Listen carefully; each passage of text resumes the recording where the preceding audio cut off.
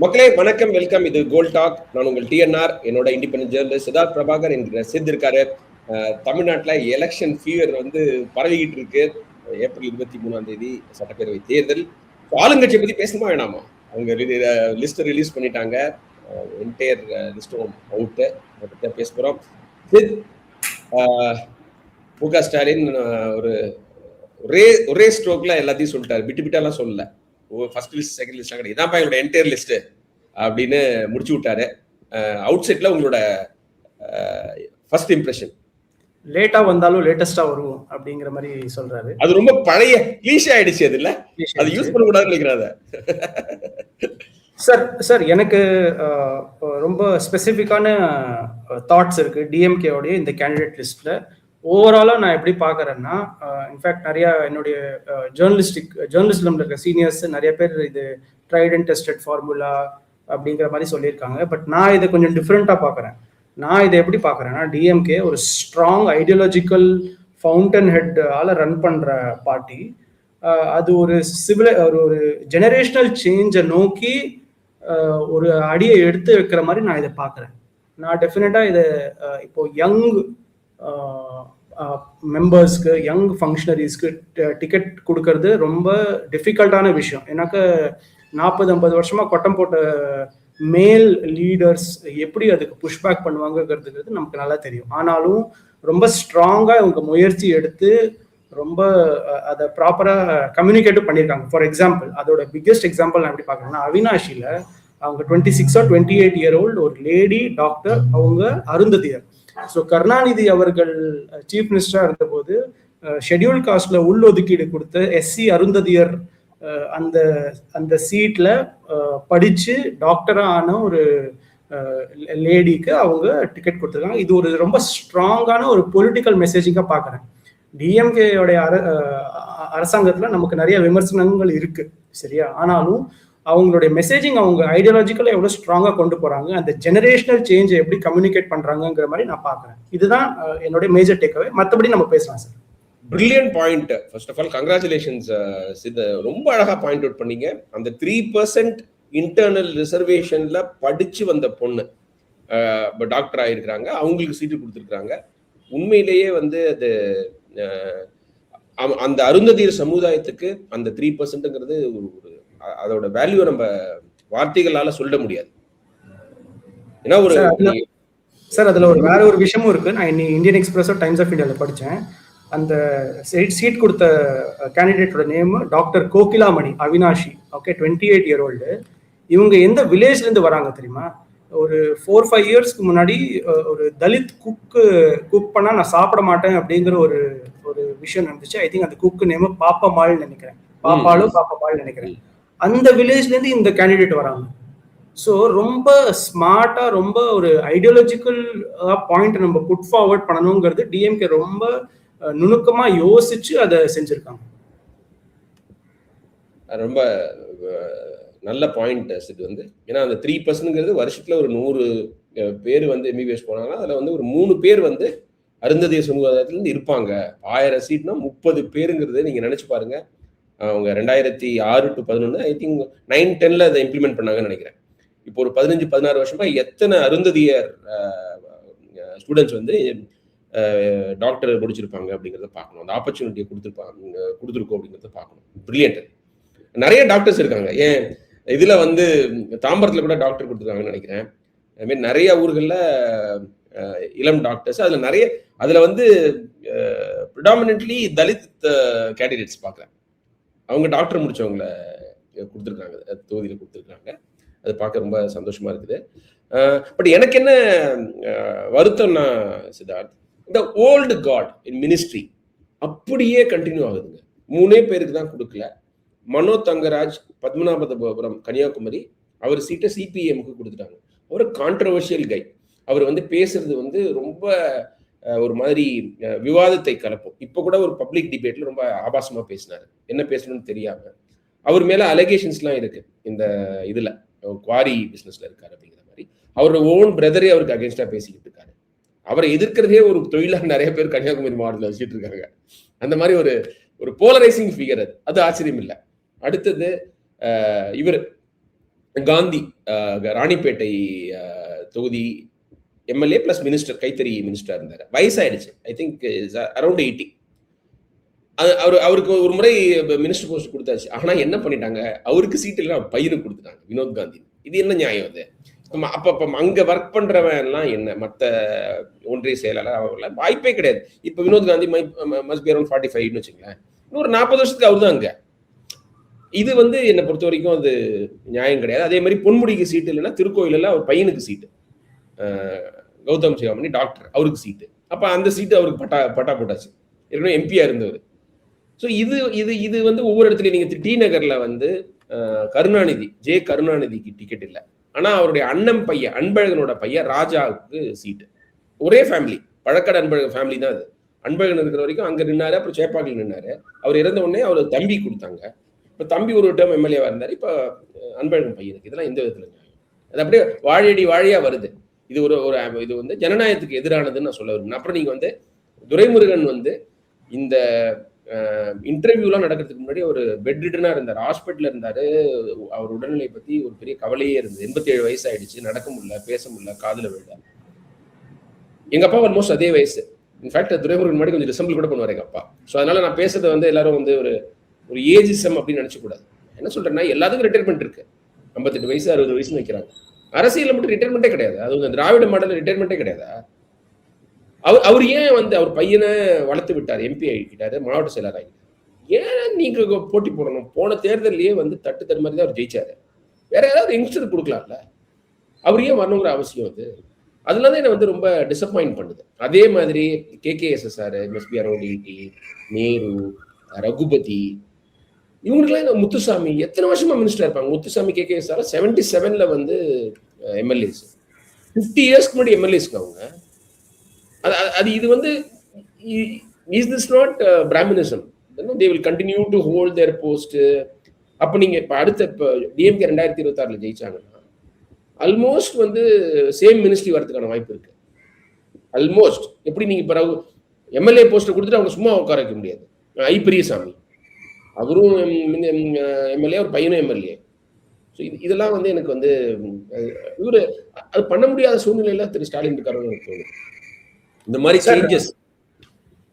Sir நீங்க ரொம்ப இந்த ஏஜ் மேட்டர், இந்த ஓல்டு கார்டோட மேட்டர் ரொம்ப சூப்பரா சொன்னீங்க சார். ஆனா நான் கொஞ்சம் சில பாயிண்ட்ஸ் நோட் டவுன் பண்ணி வச்சிருக்கேன். அதை நான் மேஜரா என்னோட வாதங்களை நான் வச்சிடுறேன் சார். 164 சீட்ஸ்ல அவங்க 60 நியூ ஃபேஸஸ்க்கு சீட் கொடுத்துருக்காங்க. ஆனா இந்த 60 நியூ ஃபேஸஸ்ல ஃபார்மர் ADMK மினிஸ்டர்ஸ் ஓ பன்னீர்செல்வம், வைத்திலிங்கம், மனோஜ் பாண்டியன் இருக்காங்கன்னு நினைக்கிறேன் சார். 125 கிராஜுவேட்ஸ், 19 விமன் கேண்டிடேட்ஸ்க்கு கொடுத்துருக்காங்க. அது இன்னும் கம்மி தான், 10% தான். ஆனாலும் ஒரு ஓகே, ADMKோட கொஞ்சம் ஜாஸ்திங்கிற மாதிரி சொல்லலாம்.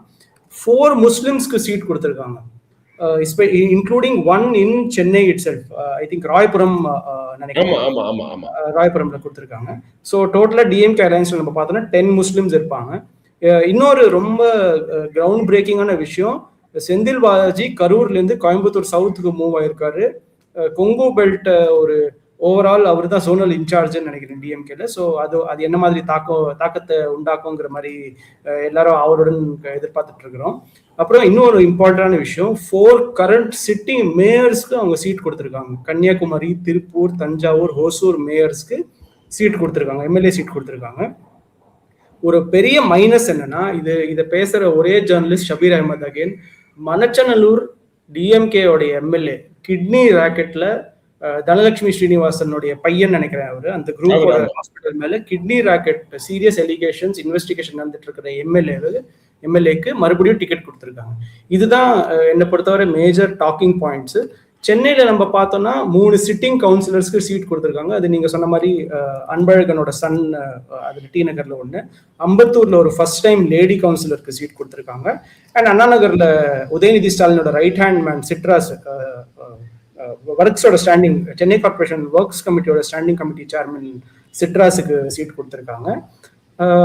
இன்னொரு கிரவுண்ட் பிரேக்கிங்கான இம்பார்ட்டண்ட்டான பொலிட்டிக்கல் டிஸ்கஷன் எக்மோர் கான்ஸ்டன்சில ரொம்ப உதயநிதிக்கு ரொம்ப க்ளோஸா இருக்கிற பரந்தாமன், அட்வொகேட் பரந்தாமன், அண்ணா யூனிவர்சிட்டியோட சிண்டிகேட் மெம்பரா இருந்தவர். அவர் அவருக்கு சீட் கொடுக்கல, அவருக்கு பதில் தமிழன் பிரசன்னாக்கு சீட் கொடுத்துருக்காங்க.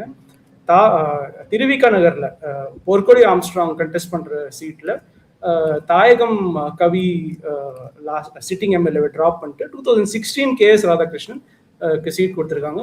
இது எல்லாரும் எப்படி பாக்குறாங்க? ரவிச்சந்திரன் அவர் எக்மோர் எம்எல்ஏ இருந்தார். KS எக்மோர் எம்எல்ஏ 16ல எக்மோர் எம்எல்ஏவா இருந்தவர். இதை எல்லாரும் எப்படி பாக்குறோம்னா, ரொம்ப ஸ்ட்ராங்கா மினிஸ்டர் சேகர் பாபுவோடைய இன்ஃப்ளூயன்ஸ் எப்படி இந்த டிக்கெட் செலெக்ஷன்ல பெருசா அவருடைய இன்ஃப்ளூயன்ஸ் இருக்குங்கிற மாதிரி பாக்குறோம். மற்றபடி I think youth wing functionaries 11 பேருக்கு சீட் கொடுத்துருக்காங்கன்னு நினைக்கிறேன். ஆனா உதயநிதி அந்த மாநாடு நடத்துனதுல ஐ திங்க் 40-60 பேருக்கு சீட் கேட்ட மாதிரி ஞாபகம், அந்த மாதிரி பேச்சு ஓடிட்டு இருந்து நினைக்கிறேன். பட் 11 ஃபங்க்ஷனரிஸ் கொடுத்துருக்காங்க, இன்க்ளூடிங் உதயநிதியை யூத் விங் ஃபங்க்ஷனரியா நம்ம கன்சிடர் பண்ணணுமாங்கிறதே செகண்ட். பட் 11 யூத் விங் ஃபங்க்ஷனரிஸ்க்கு சீட் கொடுத்துருக்காங்க. இதுதான் மெயின் பாயிண்ட்ஸ். Excellent points. இது வந்து பாட்டாவே பாடிட்டீங்க. எல்லாமே வந்து ரொம்ப என்ன சொல்றது, வேலிட் பாயிண்ட்ஸ். அது பரந்தாமனுக்கு சீட்டு கிடைக்காம போனதுக்கு முதல் காரணம் சேகர் பாபு. அதுல எந்த டவுட்டும் கிடையாது. ஏன்னா he went public with his grievance. அவரு வந்து ஒரு ஆபீஸ் செட் பண்ணியிருந்தாரு இந்த மாதிரி மனுக்கள்லாம் வாங்கறதுக்காக எக்மோர் தொகுதியில. அந்த ஹவுஸ் ஓனரை மிரட்டி காலி பண்ண வச்சாரு, பரந்தாமனை காலி பண்ண வச்சாரு சேகர் பாபுன்னு ஒரு சோசியல் மீடியா போஸ்ட் போட்டிருந்தார் யாரு, பரந்தாமன். அதுக்கப்புறமும் அந்த பனிப்போர் தொடர்ந்து, பனிப்போர்லாம் இல்லை, ஓப்பன் வார். இவர் பேரை போடுறது இல்லை, இவர் இன்சல்ட் பண்றது, ஹியூமிலியேட் பண்றதுன்னு. நல்ல மனிதர், எல்லாருக்கும் ரெஸ்பாண்ட் பண்ணுவார் யாரு, பரந்தாமன். தமிழன் பிரச்சனாவும் யங்ஸ்டர் தான், நல்லா பேசக்கூடியவர் தான். பட் வந்து இவருக்கு ஏன் ஒன்ஸ் அகேன் இந்த கண்டினியூட்டி கேட்க வேண்டியிருக்கு. இந்த தலித் பர்சனாலிட்டிஸ்க்கு மட்டும் ஏன் அந்த கண்டினியூட்டி கிடைக்க மாட்டேங்குது? ஏன்னா அடுத்த முறை ஜெயிச்சிட்டாருன்னா மினிஸ்டர் போஸ்ட் கொடுக்கணுமோ அப்படிங்கிற ஒரு தயக்கமா? இதுக்கு எக்ஸ்கியூஸே கிடையாது. சென்னை, திருவள்ளூர், காஞ்சிபுரத்துல இருக்கிற தலித் பாப்புலேஷன் எக்ஸ்ட்ரானரி. ஆனா அங்க தலித் மாவட்ட செயலாளர் கிடையாது டிஎம்கேல. இப்போ மினிஸ்டர் கிடையாது. நான் கேட்கிறேன், திருவள்ளூர்ல இருந்தும் காஞ்சிபுரத்துல இருந்தும் ஏன் வந்து ஒரு தலித் மினிஸ்டர் வரக்கூடாது? இங்க அவ்வளோ மக்கள் இருக்கிறாங்க, இவ்வளோ பேர் இங்க வசிச்சுட்டு இருக்காங்க.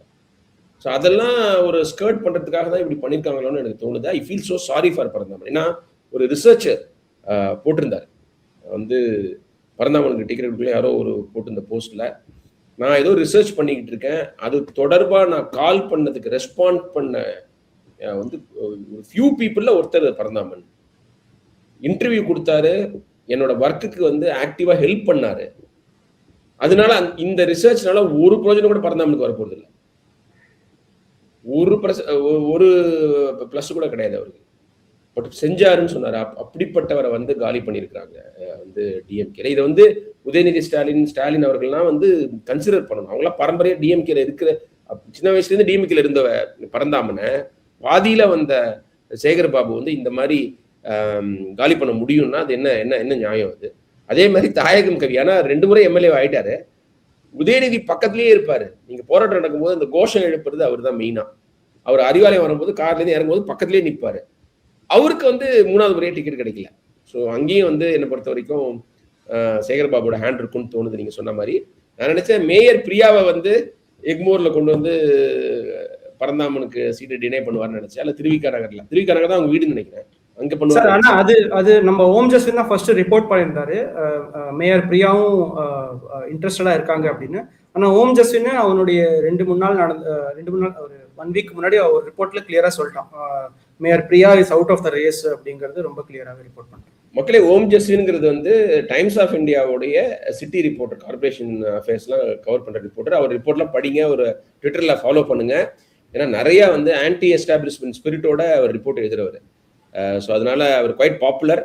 நிறைய ஸ்கேம்லாம் கூட வெளில கொண்டு வந்திருக்காரு. அதனால நான் திடீர்னு ஓம் ஜஸ்டின்னு சொன்னா யாருன்னு உங்களுக்கு தெரியாதுல்ல, அதுக்காக நான் சொன்னேன்.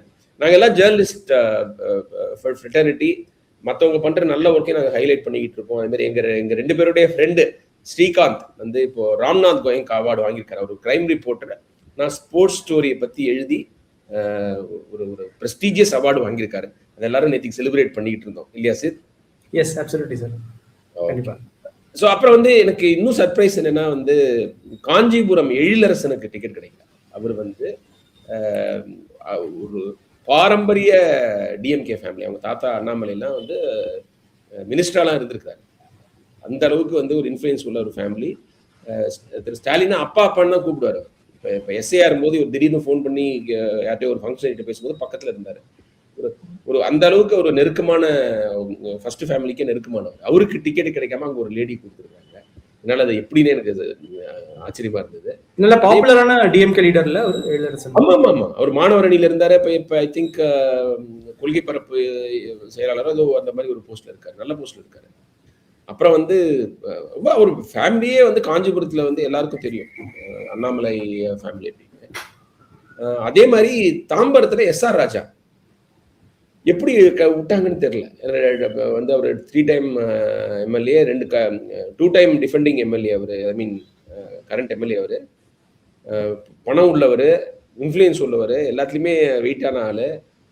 அங்கே வந்து டிஎம் அன்பரசன் வந்து அவரை காலி பண்ணிட்டாருன்னு சொல்கிறாங்க. இப்போ டிஆர் பாலுவுக்கு எதிராக டிஆர் பாலுல போய் முறையிடுறாங்க எஸ்ஆர் ராஜாவோட சப்போர்ட்டர்ஸ்லாம். எப்படி நீங்கள் இது பண்ணலாம், இதுக்கு காரணம் மாவட்ட செயலாளர் அன்பரசன். அவங்களுக்குள்ளார ஈக்குவேஷன் சரியில்லைன்னு சொன்னாங்க அன்பரசனுக்கும் அவருக்கும்.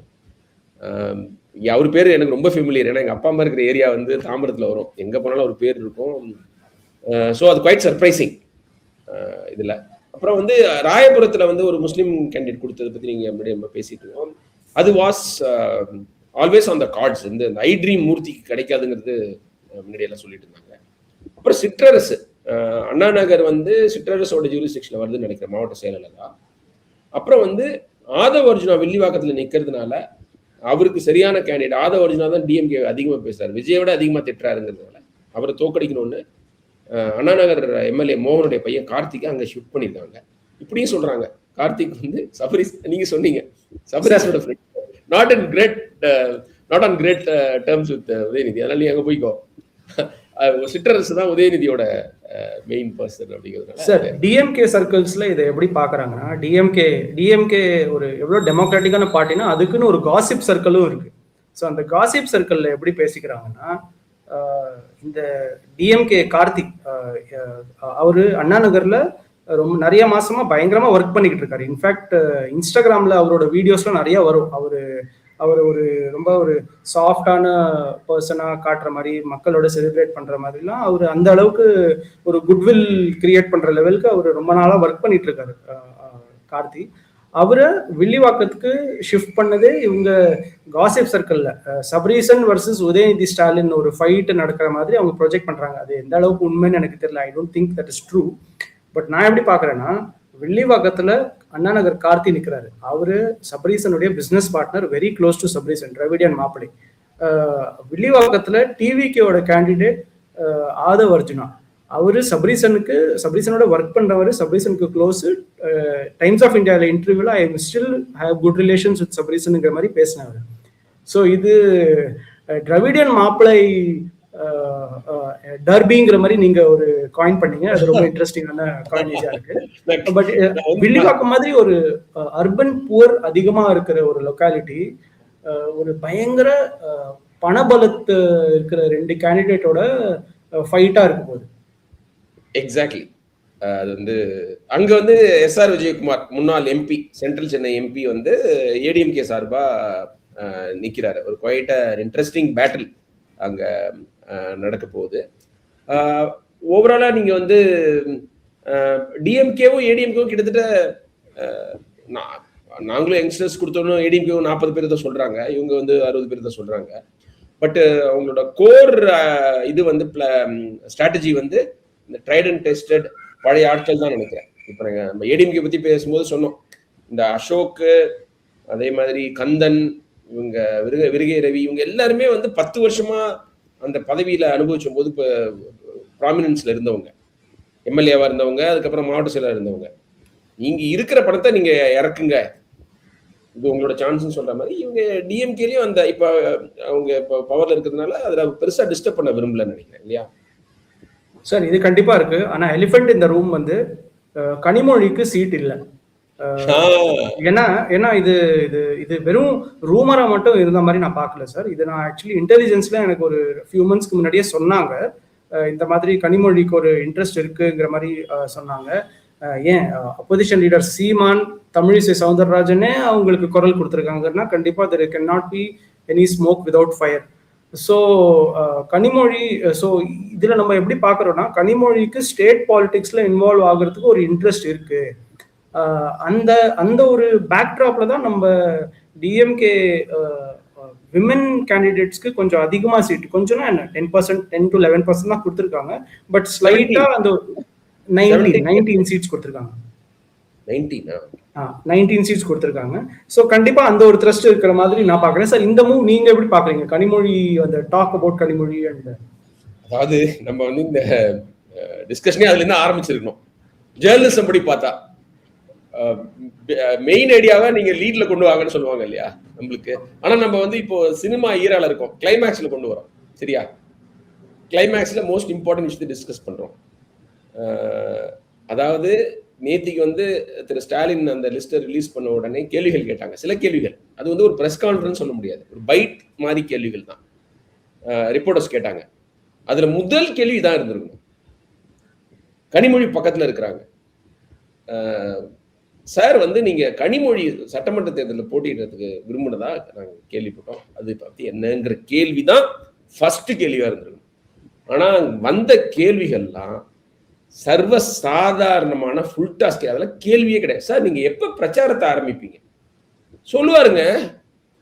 எப்ப பிரச்சாரங்கிறத உலகத்துக்கே சொல்லுவாங்க. அவ்வளோ அழகா ஒரு கிராஃபிக் கார்டு போட்டு சொல்லுவாங்க. அது ஒரு கேள்வியாங்க. அது இந்த ஆப்பர்ச்சுனிட்டியை லூஸ் பண்றாங்க பாருங்க நம்ம மக்கள். நான் என்ன சொல்றேன், நான் அந்த அந்த குடும்பத்துல சண்டை வரணும் அப்படின்லாம் நான் அந்த உடனே அப்படி சொல்லுவாங்க. உடனே நம்ம காஸ்ட்டை சொல்லி நீ அது அந்த குடும்பம் சண்டை போடணும்னு நினைக்கும். பட் பொலிட்டிக்கல் நியூஸ் படிக்கிறவங்க இதுதான் ஆர்வமா இருக்கும் இல்லையா? அதுல என்ன நடந்தது, அவரோட பதில் என்னவா இருக்கும்? ஏதாவது ஒன்று சொல்லி ஆகணும்ல. அவங்க கேட்கலன்னு சொன்னா கனிமொழி நான் கேட்டேன்னு நினைக்கலாம். ஸோ அதை கேட்கல. அப்புறம் வந்து நீங்க உங்களோட பிரச்சாரம் எப்படி இருக்கும், உங்களோட தேர்தல் அறிக்கை எப்ப விடுவீங்க, இது இல்லாமங்க கேள்வி. அல்லது வந்து எடப்பாடி இப்படி சொல்றாரு. இது இது இது வந்து ஒரு ஜேர்னலிசம் ஸ்டூடெண்ட்ஸ்க்குலாம் வந்து ஒரு என்ன சொல்றது, ஒரு அவேர்னஸ் வரும்னு நினைக்கிறேன். ஷார்ப்பான கேள்வி, மக்கள் தெரிஞ்சுக்க வேண்டிய விஷயம், அல்லது மக்களுக்கு இது ஒரு தேர்தல் காலங்கிறதுனால நீங்க வந்து மக்களுக்கு ஒரு பலன் அளிக்கிற விஷயம்னு சொல்ல முடியாது. பட் ஒரு இன்ட்ரெஸ்டிங்கான சப்ஜெக்ட், அதெல்லாம் கேட்கணும். இப்போ நீங்க சாதாரண நேரத்தில் வந்து அவர் ஊழல் தொடர்பான கேள்வி, நேரு சம்பந்தமான கேள்வி, நேரு மேலே ஏன் எஃப்ஐஆர் போட மாட்டேங்கிறீங்க, நீங்க வந்து ஏன் வைத்திலிங்கத்தை ஏன் எடுத்தீங்க, இந்த மாதிரி கேள்வி எல்லாம் கேட்கவே மாட்டாங்க எலெக்ஷன் இல்லாத சமயத்தில். அதே மாதிரி எலெக்ஷன் சமயத்திலையும் எது இன்ட்ரெஸ்டிங்கோ அதை கேட்க மாட்டாங்க. ஓகே, அது அந்த புலம்பல் முடிச்சிடுறேன். பட் கனிமொழி வந்து டெஃபினட்டா கேட்டிருப்பாங்கன்னு தான் எனக்கு தோணுது. நான் அவங்க எல்லாம் இந்த பேச்சு வரத்துக்கு முன்னாடியே நான் ஃப்ரெண்ட்ஸ் கிட்டலாம் பேசும்போது, இடிபி சிவபிரியன்ட்ட அவங்கெல்லாம் பேசும்போது சொல்லுவேன், what is the point in continuing only as an MP? என்ன இருக்கு? இந்த எம்பி லேட்ஸ் பணத்தை நீங்க செலவு பண்ணலாம், அங்க போராட்டத்தில் ஏதாவது கலந்துக்கலாம், ஏதோ அங்க டெல்லியில ஏதாவது நடக்கும்போது உங்களுக்கு ப்ராமினன்ஸ் கிடைக்கும். அப்படி பிஜேபி வந்து 15 வருஷமா ஆட்சியில் இருக்க போகுது. 2029 கூட there is no sign that Congress might stage a comeback. Absolutely no sign. Hindi speaking ஸ்டேட்ஸ்ல வலுவா இருக்கிறாங்க. மோதியே கூட கண்டினியூ பண்ணலாம். மோதி இல்லைன்னா கூட காங்கிரஸ் ஆட்சிக்கு வரது சான்ஸ் இல்லை.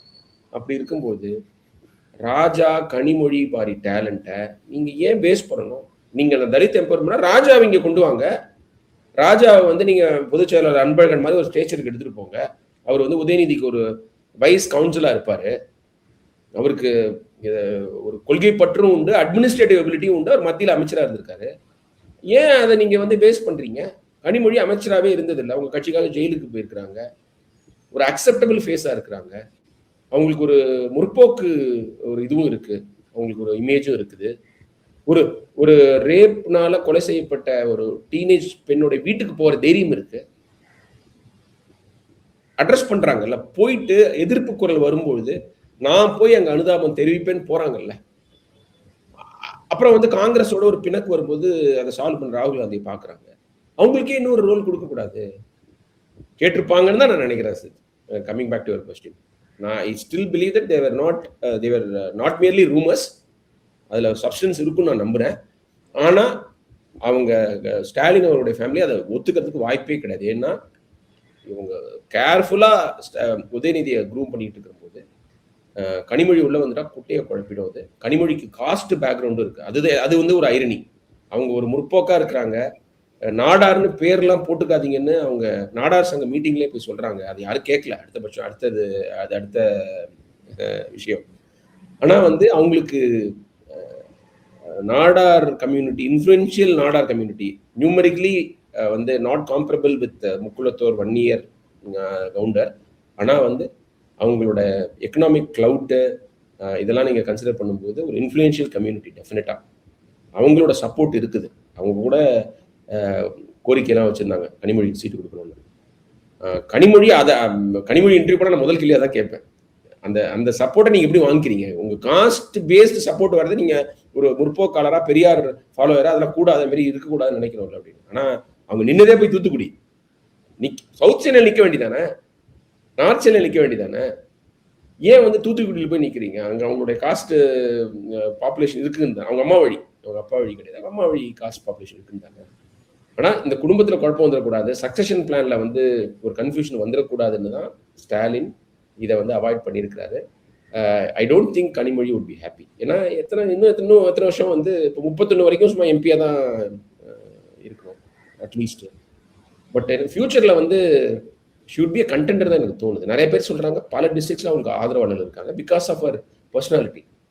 ஷீ லிசன்ஸ், வந்து she does not hesitate to face difficult problems.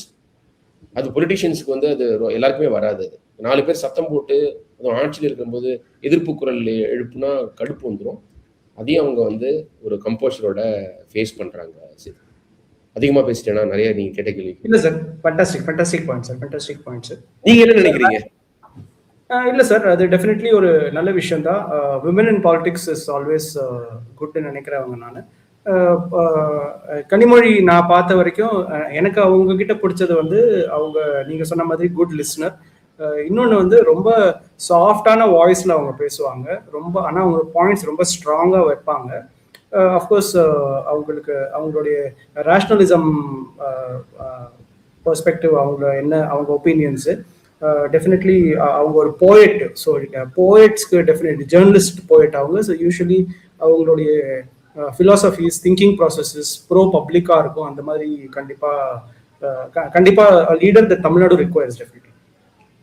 அப்புறம் வந்து எனக்கு வந்து மீடியாவோட சப்போர்ட் பயங்கரமா இருக்கும்னு எனக்கு தோணுது. In case if she were to take on Udhayanidhi for DMK's லீடர்ஷிப்ல, அப்போ வந்து மீடியாவுடைய ஓவர்வெல்மிங் சப்போர்ட் அவங்களுக்கு இருக்குன்னு நான் நினைக்கிறேன். கனிமொழி கருணாநிதி அவர்கள் ஹிந்துவோடைய எம்ப்ளாயிஸ் அசோசியேஷன் ஹெட்டா இருந்தவங்க. இல்ல இன்னும் இருக்காங்கன்னு நினைக்கிறேன். இன்னும் இருக்காங்க. அதை தாண்டி சில சீனியர் ஜேர்னலிஸ்ட கல்டிவேட் பண்ணி வச்சிருக்காங்க. சில சீனியர் ஜேர்னலிஸ்ட் வந்து நான் கனிமொழியுடைய ஃபேனுங்கிறத பேட்ஜ் ஆஃப் ஆனரா வெளில சொல்லிக்கிட்டுலாம் நான் பார்த்தேன். அந்த நேம்ஸ் நம்ம சொல்ல வேண்டிய அவசியம் இல்லை சார், எல்லாருக்குமே தெரியும். அது என்னமோ வந்து இப்போ உதயநிதி எதிர்க்கிறதையும் கனிமொழி ஆதரிக்கிறதையும் அது ரொம்ப பெரிய ஒரு இன்டலெக்சுவல் வியூ பாயிண்ட்ங்கிற மாதிரி சொல்றவங்கலாம் இருக்கிறாங்க. கனிமொழியும் கேள்வி கேட்கலாம். கனிமொழியும் கேள்வி கேட்கறதுக்கு எவ்வளோ இருக்குது. வந்து எந்த பொலிட்டிஷியனும் செயின்ட் கிடையாது. ஸோ அதை செய்யாம சில பேர் அப்படி செய்வாங்க. அப்புறம் வந்து நீங்க இந்த பொன்முடி வந்து ஆபாசமா இந்த இந்து மதத்தை பத்தி பேசும்போது கனிமொழி எதிர்ப்பு தெரிவிச்சாங்க. திமுக வேற யாரும் அது தவறு இவருன்னு கூட சொல்ல, அவ்வளோ அநாகரிகமா பேசினாரு. அது வந்து ஒரு ஏத்திஸ்டா நானே ஏத்துக்க மாட்டேன். ரிலிஜன் இருக்கணும்னா சயின்டிஃபிக்கா அப்படி ஒன்றும் இல்லைங்கன்னு சொல்லலாமே தவிர அது ஆபாசமா அது வந்து பேச வேண்டிய அவசியம் கிடையாது. அப்ப எதிர்ப்பு தெரிவிச்சாங்க. ஸோ வந்து இந்த மாதிரி ஒரு இப்ப நீங்க பொன்ராஜ் மாதிரி ஆள் பேசினாலும் அதையும் எதிர்ப்பு தெரிவிப்பாங்க. விஜய் எதிர்க்கிறதுக்கு வந்து எந்த வார்த்தைகளை பயன்படுத்துறீங்க அப்படிங்கிறது ரொம்ப முக்கியம். அது ஒரு பெரியார் ஃபாலோவர்ஸா அதெல்லாம் செய்யறாங்க. அந்த ஒரு இதை வந்து அவங்க மெயின்டைன் பண்ணிட்டு வராங்க. அது ஒரு கன்சிஸ்டன்டாகவும் இருக்காங்க. நீங்க கரெக்டா சொன்ன மாதிரி ஈவன் பிஜேபியை எதிர்த்து பேசும்போது கூட அவங்க அநாகரிகமா பேசினதே கிடையாது. அவங்க ஒரு வார்த்தை வந்து அவுட் ஆஃப் 10 பேசி நான் பார்த்தது. ஸ்டாலின்லாம் பேசியிருக்கிறார். ஸ்டாலின்லாம் வந்து ரொம்ப சில இதெல்லாம் வந்து க்ரூடாலாம் பேசியிருக்கிறார் முன்னாடி. இப்ப பேசுறது இல்லை. இப்போ is very mature, very gentle, very magnanimous. இப்போ ரொம்ப ஜெனரஸாக தான் இருக்காரு. எதிரிகளை கூட வந்து ரொம்ப இதுவாக தான் அவர் டீல் பண்றாரு. சவுக்சங்கரை தவிர மற்றவங்கள. ஆனா வந்து கனிமொழி வந்து ரொம்ப இதுவா இருக்கிறாங்க. ஒரு பண்போட ஒரு காம்னஸோட தான் அவங்க எல்லாத்தையுமே அணுகுறாங்க. அது அவங்களுக்கு எந்த அளவுக்கு ஹெல்ப் பண்ணுதுன்னு பார்ப்போம். ஸோ ஓவராலா 2 மேஜர் பார்ட்டியை டிஸ்கஸ் பண்ணாரு. ஏதாவது பாயிண்ட் இருக்கா, ஏதாவது பேசணும்னு நினைக்கிறீங்களா? இல்ல சார், கம்ப்ரீஹென்சிவா பண்ணிட்டோம். ஒரே ஒரு ரிக்வெஸ்ட், தாவேக்காவோட லிஸ்ட் இன்னைக்கு வருது, நம்ம கண்டிப்பா நாளைக்கு அதை பத்தி பேசணும்னு நிச்சயமா. இல்லைன்னா விடுவாங்களா? ஒரு எமர்ஜிங் பார்ட்டி. ஆனா இந்த அளவுக்கு நம்மளுக்கு பேசுறதுக்கு பாயிண்ட்ஸ் இருக்காது. ஏன்னா புது புது முகங்களா இருக்கும் சில பேரை தவிர. இருந்தாலும் நம்ம வந்து அதோடைய எத்தனை விமன் இருக்காங்க, எத்தனை படிச்சவங்க இருக்காங்க, எத்தனை விஜய் ரசிகர்கள் இருக்காங்க, அது ஏடிஎம்கேல வந்து வந்த ஊழல் பெருச்சாளிகளுக்கு சீட்டு கொடுத்துருக்காங்க, அப்புறம் என்ன மாற்றம், தூய சக்தி அப்படிங்கிறத நம்ம பேசியே ஆகணும். அதுக்காக தான் வந்து எல்லாரும் தயாரா இருப்பாங்க. அவங்க லிஸ்ட் தான் வரணும். இல்ல காங்கிரஸ் வரணும், பிஜேபி வரணும், டிவிகே வரணும். காங்கிரஸ் பிஜேபியில நிறைய ஆர்குமெண்ட்ஸ் இருக்கலாம். விஜய் கட்சியில அவர் சொல்றதான வேத வாக்கு. அதனால அட்ட ஸ்டெச் 234 பார்க்கலாம் எப்படி இருக்குது. ரொம்ப மகிழ்ச்சி சித்தார்த், உங்களோட பேசுறது சந்தோஷம். வந்து மக்களை தொடர்ந்து பாருங்க சித்தார்த். நானும் வந்து எலெக்ஷன் ரிசல்ட் அதை தாண்டி கூட நாங்கள் பிளான்ஸ் வச்சிருக்கோம். ஏன்னா எங்களோட இது வந்து ஜேர்னலிசம் வந்து இப்போ எலெக்ஷனுங்கிறதுனால எங்களுக்கு இன்ட்ரெஸ்ட் இருக்கிறதுனால பேசுறோம். அதை தாண்டி சொசைட்டி மக்களுக்கு நல்லது தர விஷயங்களை பேசணும், மெயின் ஸ்ட்ரீம் ஜேர்னலிசம்ல பேசாத விஷயங்களை பேசணும் அப்படின்னு. அதுவும் சித்தார்த் வந்து இப்போ கிரவுண்ட்ல நிறைய ஒர்க் பண்ணியிருக்கனால அவரால் ஸ்டாட்ஸோட பேச முடியும், ப்ரூஃபோட பேச முடியும். ஸோ அதெல்லாம் நாங்கள் திட்டம் வச்சிருக்கிறோம். Maybe after the elections will get going. முழு வேகத்தோட உங்களோட அன்பும் ஆதரவும் தேவை. தயவு செஞ்சு சப்ஸ்கிரைப் பண்ணுங்க, ஃப்ரெண்ட்ஸ் கிட்ட சொல்லுங்க. ஒரு ஒரு ஒரு வயசான ஜேர்னலிஸ்டும் ஒரு யங் ஜேர்னலிஸ்டும் நிறைய விஷயங்கள் நல்லா பேசுறாங்க அப்படின்னு. அதனால keep supporting us and keep வாட்சிங் gold talk. Thanks. Thank you sir.